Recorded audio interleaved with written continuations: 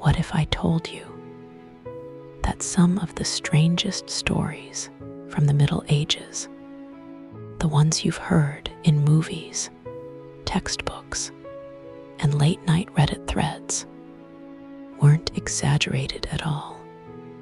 Some of them were absolutely, horrifyingly, unbelievably true, like the knight who fought a duel against a woman in a sanctioned court battle where he was legally forced to stand waist-deep in a pit, or the medieval punishment involving a criminal, a sack, and several furious animals.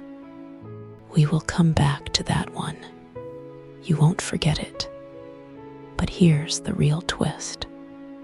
The myths you think are fake, and the facts you grew up believing, are often completely reversed. Today, we're opening the vault of the Middle Ages, not the romantic, polished version, but the strange, brutal, surprisingly sophisticated real world that people rarely talk about. By the end of this video, you'll know which medieval myths were actually true, which facts were completely fabricated centuries later, and the one shocking truth historians still struggle to explain. But before we dive in, I want you to do something. As you watch, listen for the one myth that feels too unbelievable to be real, because I'm going to ask you about it at the end. Let's begin our journey into medieval myths that were actually true. Don't skip, rather consider subscribing to History Sleep Stories, or you might miss the detail that changes everything. The Middle Ages, stretching roughly from the 5th to the late 15th century, was a world of contradiction. Brutal yet beautiful, ignorant yet ingenious, superstitious yet startlingly scientific. It was a period where rumor became gospel, symbolism became reality, and stories often lived longer than the people who told them. In this world existed countless myths, some outrageous, others ordinary, that scholars long dismissed as exaggerations or legends, until evidence proved some of them astonishingly true. This script explores the medieval myths that turned out to be grounded in historical truth. Each chapter unpacks a myth, explains why people believed it, explores how historians dismissed it, and finally reveals the discoveries that validated it. Along the way, curiosity loops will keep you wondering not only what was true, but why it stayed hidden for so long. The myth of the berserkers, warriors who could not feel pain. For centuries, Norse sagas described a terrifying kind of medieval warrior, the berserker. They were said to fight in a trance-like fury, shrug off sword wounds, bite their shields, roar like animals, and charge into battle nearly invincible. Medieval chroniclers described them as mad with rage and immune to fire or steel. Modern historians long dismissed this as literary hyperbole, typical poetic exaggeration from Icelandic storytellers. But what if their frenzy was more than metaphor? Why the myth persisted? The berserker stories were impossible to ignore. They appear across sagas such as Unglinga Saga, Egil's Saga, and Saxo Grammaticus's Gesta Danorum.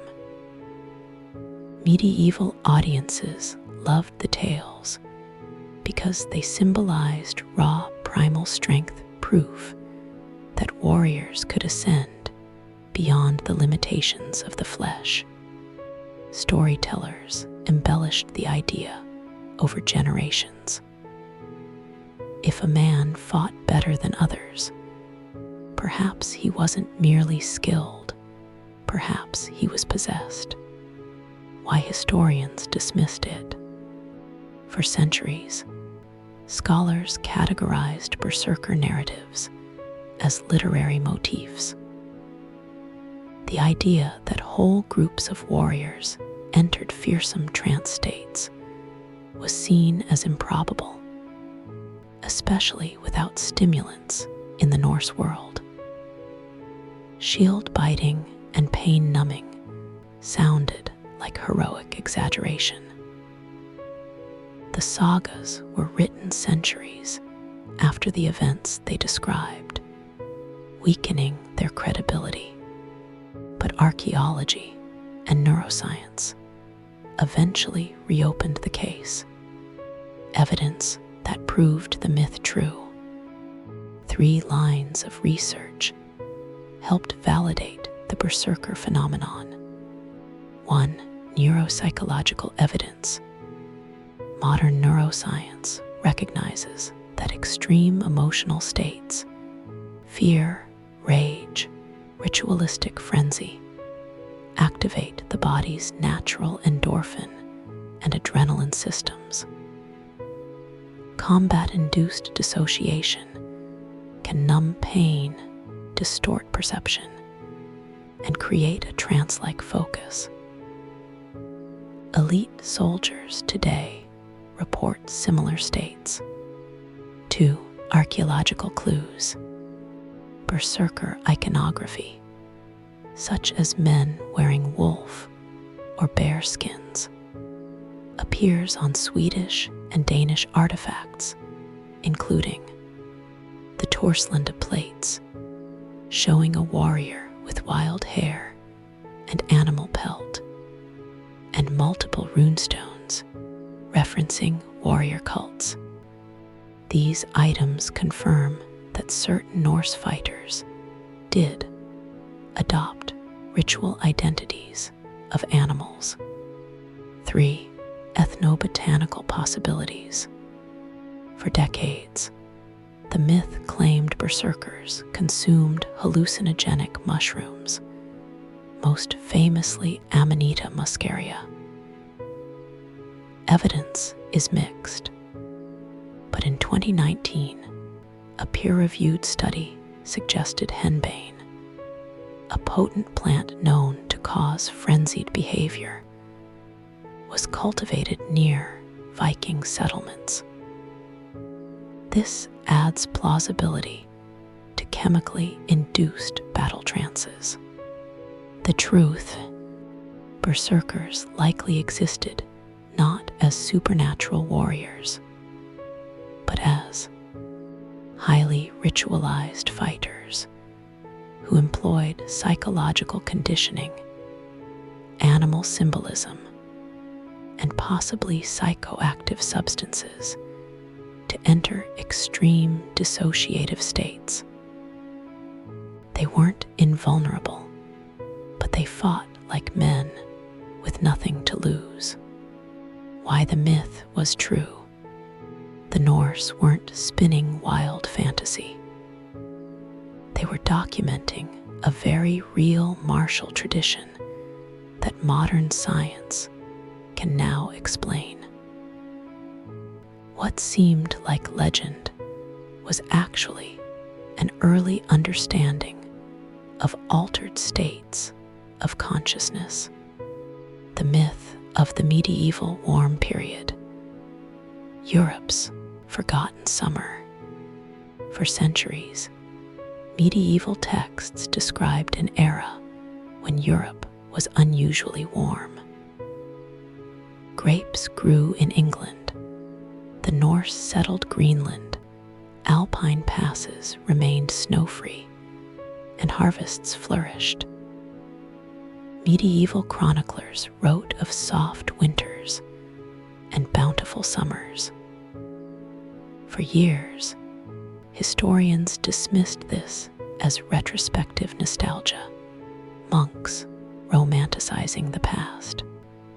But the climate left its own record. Why the myth persisted. Medieval writers frequently praised good, whether as evidence of divine favor. A warm, abundant Europe fit neatly into religious narratives of prosperity. Chroniclers also wrote in the style of classical authors who idealized temperate climates, making the accounts seem stylistically inflated. Why scholars doubted it. Before the rise of paleoclimatology, climate history was seen as imprecise. Medieval diaries and monastic records were deemed unreliable. After all, monks also wrote about dragons, comets as omens, and blood rains. The idea of a continent-wide warm spell sounded like exaggeration, evidence confirming the myth. The turning point came from several independent scientific disciplines. One, ice cores and tree rings. Ice core samples from Greenland and Antarctica show a warming trend between 950 and 1250 CE. Tree rings across Europe show rapid growth, signifying warmer temperatures. 2. Historical agriculture.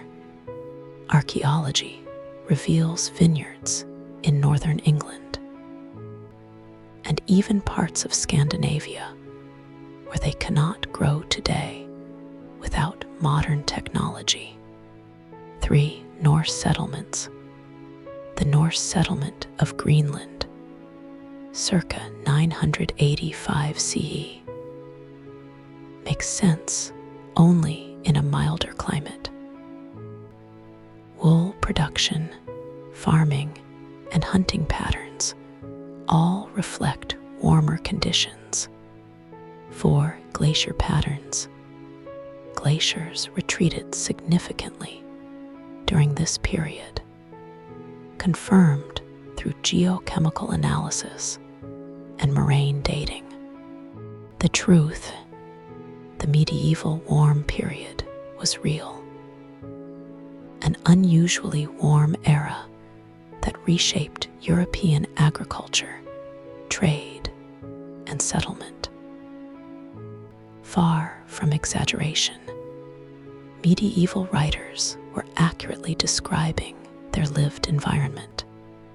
Why the myth was true. Their accounts were initially dismissed because they sounded too good to be true. But scientific data now shows the monks were right. Europe really enjoyed a climate golden age. The myth of medieval hygiene wasn't that bad. Popular modern imagination portrays medieval Europe as a place where people never bathed, lived in filth, and reeked constantly. Yet medieval texts repeatedly mention public bathhouses, scented oils, soaps, and even daily grooming rituals. For years, these accounts were dismissed as anomalies or exaggerations. But newer research shows medieval Europeans were far cleaner than Victorian-era scholars admitted. Why the myth persisted. Medieval people repeatedly wrote about washing, hot baths, clean linens, and communal bathhouses. Cities like Paris, Nuremberg, and London kept records of public bathing facilities. Medieval medical texts recommended regular washing for health. Why scholars dismissed it? The Victorian period distorted medieval history. Victorian writers saw themselves as paragons of cleanliness and civilization, so they downplayed earlier sanitation. Many medieval buildings had decayed or vanished, leaving little physical evidence to contradict Victorian bias. The stereotype of the filthy medieval peasant was born, evidence that proved the myth. Archaeology, textual analysis, and even microbiology reshaped our view. One bathhouses were common. Records show dozens of public bathhouses in major medieval cities. Nuremberg alone had over 25. London had many more, often with hot and cold rooms. Soap was widely used. Medieval soap-making guilds existed in Italy, France, and the Islamic world, whose soap was exported to Europe. Excavated soap remnants confirm this.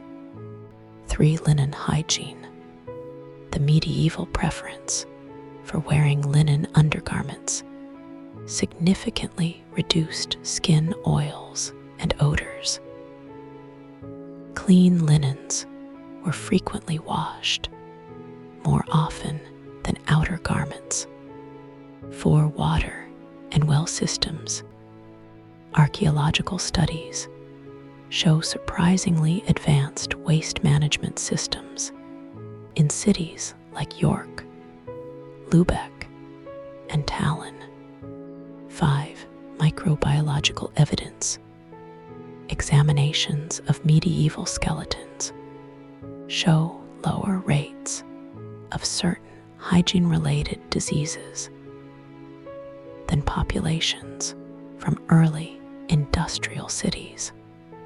The truth: medieval hygiene was not modern hygiene, but it was significantly better than popular culture suggests. People bathed regularly, wore clean linens, and used public bathhouses. The myth that medieval Europeans weren't filthy was, in fact, accurate. Why the myth was true: medieval people valued cleanliness deeply, despite technological limitations. Their emphasis on washing and bathing was real, not romanticized. The myth of the KNIGHTS, Templars' global wealth network. For centuries, legends claimed the Knights Templar created a vast financial empire. International banking, letters of credit, rapid money transfer systems, and multinational financial security. Many saw this as fantastical. How could a medieval military order invent something resembling modern banking? But the myth turned out to be true. Why the myth persisted: Templars fascinated medieval and modern audiences alike. They were warrior monks who built castles, controlled trade routes, coordinated fleets, and accumulated huge wealth through donations, land management, and privileges granted by popes. Chronicles frequently marveled at their financial reach, describing them as rich beyond all kings. Why historians initially doubted it. For a long time, medieval financial systems were underestimated. Scholars thought medieval people were too decentralized and technologically limited to support sophisticated economic structures. The myth also grew because Templar lore became entangled with conspiracy theories, treasure hoards, secret tunnels, hidden vaults, which made serious historians skeptical. Evidence that confirmed the myth: decades of archival research and archaeology demonstrated the Templars really did operate early international banking structures. Won letters of credit. Pilgrims could deposit money in Europe and withdraw funds in the Holy Land using coded receipts. Surviving Templar transaction records confirm this. 2. Safe storage for kings. Kings of France, England, and Aragon stored wealth with the Templars. They acted as secure medieval bankers for monarchs. 3. Administrative efficiency. Templar commanderies managed farms, mills, vineyards, fisheries, and urban properties across Europe. Documents record meticulous accounting practices. 4. Legal immunities. Papal bulls gave Templars the right to bypass local tolls, fees, and laws. This created a unified transnational economic zone. 5. Archaeological evidence of fortified treasuries. Templar sites feature vaults, secure keeps, and strong rooms designed for storing valuables. The truth: the Knights Templar did, in fact, operate the most advanced financial system of the medieval world. It was not a proto-banking system in the modern sense, but it represented a major step in the evolution of international finance. Why the myth was true. People assumed the medieval world was too primitive for global finance, but the Templars proved otherwise. Their economic reach wasn't fantasy. It was documented reality. The myth of huge medieval war dogs.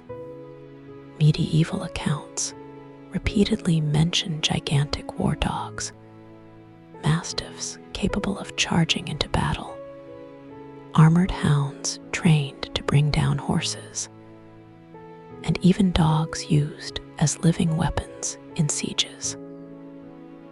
For many years, historians assumed these stories were exaggerated. Dogs existed, yes, but the stories of massive, armored beasts seemed too theatrical. Then archaeology intervened. Why the myth persisted. Stories of enormous war dogs appeared across Norman chronicles, Spanish Reconquista texts, French knightly romances, Irish annals, Scandinavian sagas. These accounts all described outsized, terrifying dogs used for guarding, battle, and intimidation. Why scholars dismissed it. Before the 20th century, physical evidence was scarce. Medieval chroniclers often used heroic exaggeration. Some descriptions resemble mythical creatures more than real animals, evidence that confirmed the myth. 1. Archaeological discovery of giant dog skeletal remains. Excavations in England, Ireland, and France uncovered remains of mastiff-like dogs weighing 150 pounds, matching medieval descriptions. 2. Medieval armor for dogs.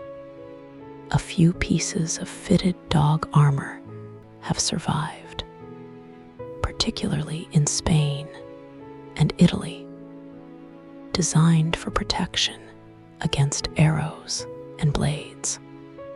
3. Artwork and manuscripts. Medieval illustrations depict dogs wearing barding armor or assisting knights.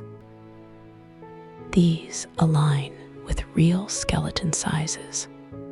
4. DNA evidence. Genetic analysis of medieval dog remains shows breeding lines specifically selected for size and strength. The truth: gigantic medieval war dogs truly existed, trained for use in battle, guarding, hunting, and intimidation. They weren't fantasy mutations. They were specialized breeds serving real military roles. Why the myth was true. Medieval breeders intentionally created these animals, and their size and abilities were not exaggerated by chroniclers. They were observed by soldiers who saw them firsthand. The myth of medieval automata. Robotic miracles in monasteries.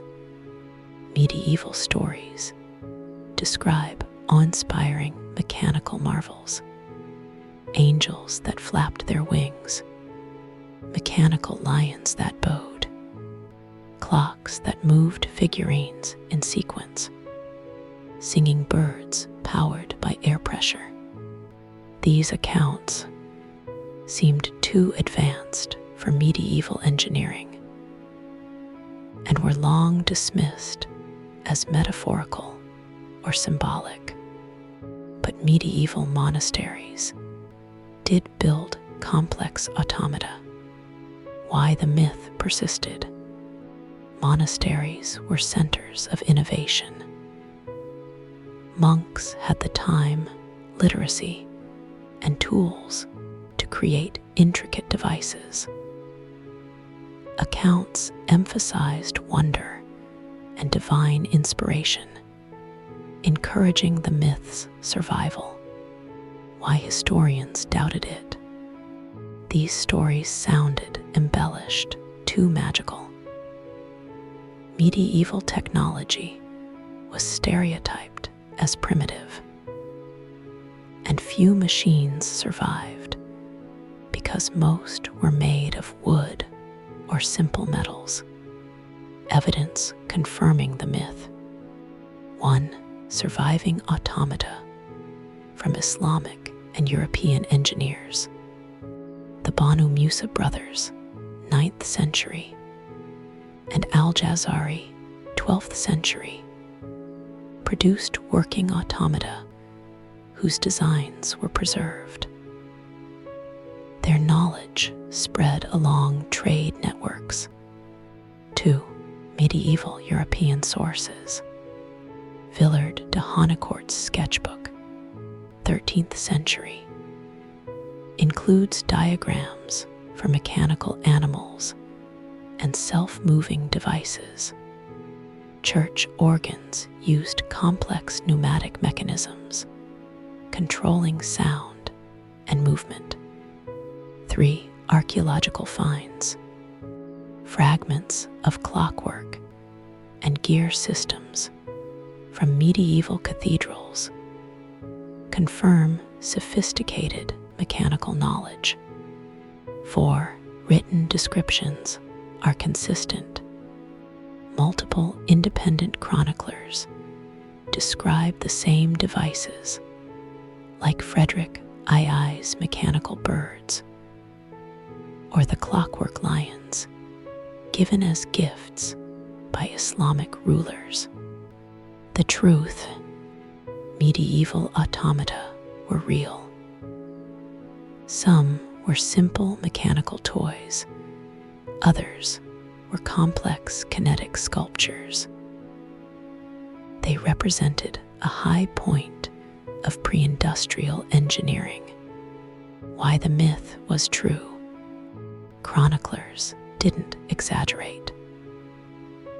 Medieval engineers truly built working mechanical marvels centuries before the Industrial Revolution. The myth of medieval surgery being surprisingly effective. Popular culture suggests medieval surgery was crude, barbaric, and almost always fatal. Yet, medieval medical texts describe detailed surgical techniques, antiseptics, anesthesia-like substances, and specialized tools. Historians once dismissed these accounts as theoretical or impractical. But archaeological and manuscript evidence proves medieval surgeons were far more skilled than previously believed. Why the myth persisted: medieval treatises, from figures like Guy de Chauliac and Abu al-Qasim al-Zahrawi, documented complex surgeries. Islamic and European medical communities exchanged knowledge that improved techniques. Why it was doubted: Victorian stereotypes painted the medieval world as medically ignorant. Films and novels reinforced the image of bloodletting, sawbones, and dirty tools. Evidence that proved the myth: 1. Archaeological healing patterns. Skeletal remains show clean bone cut marks, well-aligned fractures, and successful trepanations. Skull surgeries. Some patients survived for decades. 2. Written manuals. Manuscripts describe dressings made from honey, an antimicrobial, wine, a disinfectant, and herbal anesthetics, including mandrake, henbane, and opium mixtures. 3. Specialized surgical instruments. Excavated tools, scalpels, forceps, cautery irons show precision craftsmanship. 4. Hospital organization. Medieval hospitals, especially those run by religious orders, practiced hygiene, patient isolation, and structured care. The truth: while not modern, medieval surgery was systematically taught, documented, and often effective. Surgeons understood infection risks and used antiseptic agents centuries before germ theory. Why the myth was true: because medieval medicine was more advanced than later biased eras admitted. Chroniclers described real techniques, not fantasies, myths that outlast their makers. The Middle Ages were not a dark age. They were a complex world where myth and truth intertwined. The The myths explored here endured because they reflected real experiences. Berserkers who entered battle frenzy, farmers who enjoyed a warm climate, townsfolk who bathed more often than we assume, warrior monks who ran a global economy, and medieval craftsmen who engineered marvels ahead of their time. In each case, truth was hidden not by medieval ignorance, but by modern assumptions. History is full of these rediscoveries. What we dismiss as myth often contains a kernel of reality waiting for evidence to catch up. And as archaeological techniques evolve, more medieval myths will undoubtedly transition into documented truth. The medieval world was stranger, smarter, and more sophisticated than we ever imagined. So after everything we uncovered today, there's still one myth we haven't talked about, one that historians are still debating, because the evidence is both undeniable and terrifying. And that is exactly what we're covering in the next episode. But before you go, I want to hear your answer to that challenge from the intro. Which myth in this video seemed too bizarre to be true, yet actually was? Tell me in the comments. I read every single one, and your answer might be featured in the next video. If you enjoyed unraveling history's strangest truths, hit the key button so other history fans can find this video, and subscribe with notifications on, because the next episode contains a medieval truth that was hidden for over 500 years. Trust me, you're not going to want to miss it.